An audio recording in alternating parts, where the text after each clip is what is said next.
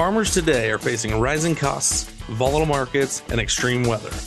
The A Better Way to Farm podcast digs into strategies to help you take control of farm inputs and maximize profit so your farm can thrive for generations. Remember to take advantage of our free resources at abetterwaytofarm.com. Now, from America's Heartland, here's your host. So you heard the story about the neighbor who foliar fed and got some burn. Does that sound familiar? Hey, Rod here at A Better Way to Farm, where we increase yields and improve profits. And today I want to talk a little bit about that, some of the things that can cause it, and how you can avoid it and go a long ways towards really getting those yields to take off and go in the right direction.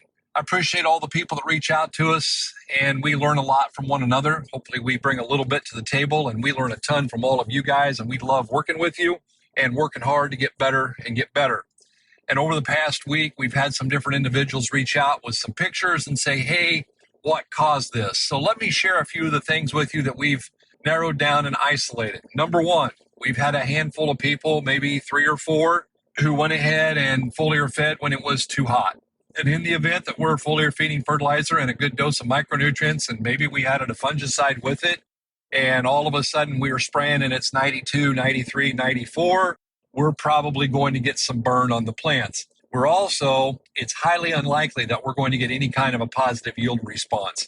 So on that one in particular, guys, you know the thermometer is the guiding light, and we want to make sure that we're doing everything correct. And that means once that thermometer hits 86, we are done.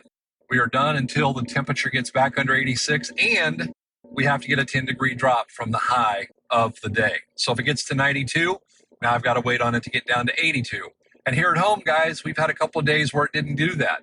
It got up to 92 or 93, and of a night it only cooled off to about 84. That means we got to wait. That's just the bottom line. So that's one of the things that we've seen that's happened that's created some burn and some ways that we can avoid and make sure we don't do that again. The next thing that happened was that after a lot of work, we figured out the guy did exactly what he was supposed to. The temperature was right. The window was right for the temperature plus humidity. We really would like that number added together to be between 140 and 160, and that's really, really important. So if you have a day and the temperature is only 80 degrees, you think, man, I'm golden. But the humidity is 92%, and now all of a sudden we've got a number of 172. We don't want to do that, but we had an individual, he reached out to us, and he had done it correctly. They had about a 70-degree temperature, they had about a 74% humidity. They were perfect, and so that wasn't it. They had done exactly what the recipe called for based off of the tissue test. And then they got to looking and they were seeing strips through the field where they had burn. They also noticed that they had some burn on the end rows.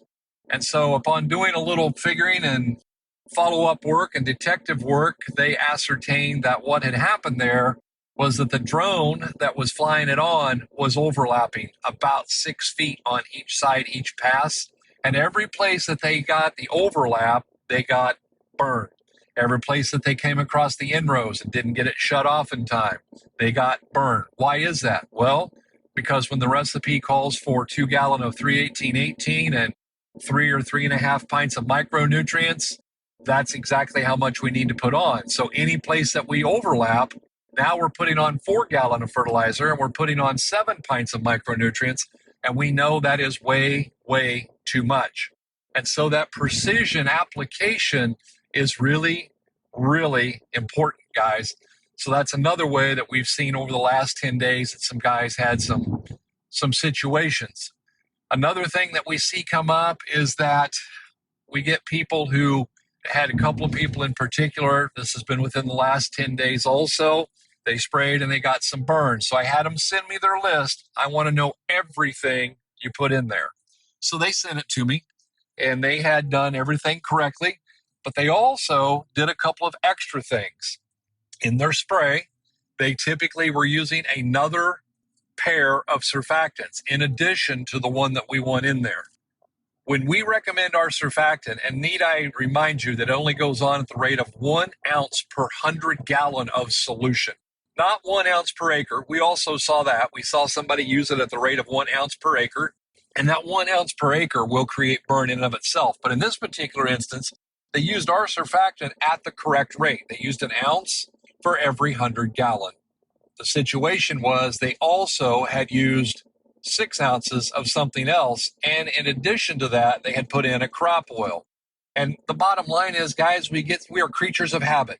We are such creatures of habit. And if we've been using that mixture, if we've been using those 2 surfactants in everything we're doing, and every time the guy running the sprayer loads it, he knows he puts this in. So he was running the sprayer and he put that in.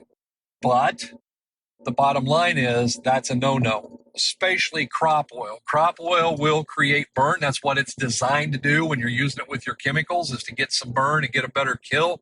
And when we're foliar feeding, we do not want to do anything that's going to add to or create that burn. We don't want to do anything that's going to add to or create stress. And so we want to make sure that we're doing that in the proper way. And those additional surfactants are not our friends. I had a conversation with a friend of mine, and he goes, man, there's just so much to learn. We're just looking for easy, and we want to streamline that.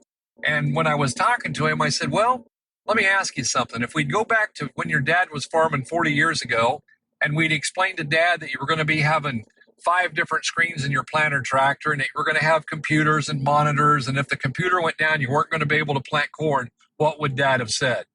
Absolutely no way. We're looking for a way to make this easy and to streamline it. And yet we know that if we're going to get better, we're always going to have to be embracing new technology. And that means we're going to have to be learning new things. New things. That's what we're going to have to do continuously. And that's one of the things that's very key. Another thing that's really key here, it doesn't cause burn, but I just want to make sure that we're on the right page, that we know how to stage these plants. We use the Iowa State guide. You can get that from Iowa State to make sure them corn plants are somewhere between V3 and V5 or between V8 and V12. We're waiting then for the R2 stage. On the soybeans, we want to be in there between V3 and V5. We would very much prefer to stay out during R1, R2, but then we can come back in at R3 and later. So guys, these are just some of the things that have come up during the course of this past week. And we just really look forward to working with people. If you've got questions on this, don't be shy. Reach out to us and let us help you. If you'll text Karen at 641-919-5570, we'll be happy to have someone from the team get in touch with you to help you get your foliar feeding up and running in the way that you want to get it going. By the way, for those of you who are in the business of still spraying glyphosate, we would be happy to talk about how you can put the manganese in with that to help with some of the yellow flash and increase the yields. Guys, I hope that this finds you doing well. We appreciate you giving us some of your time and taking part in what we do. We look forward to talking to you soon. And as always, we hope you are having a better day.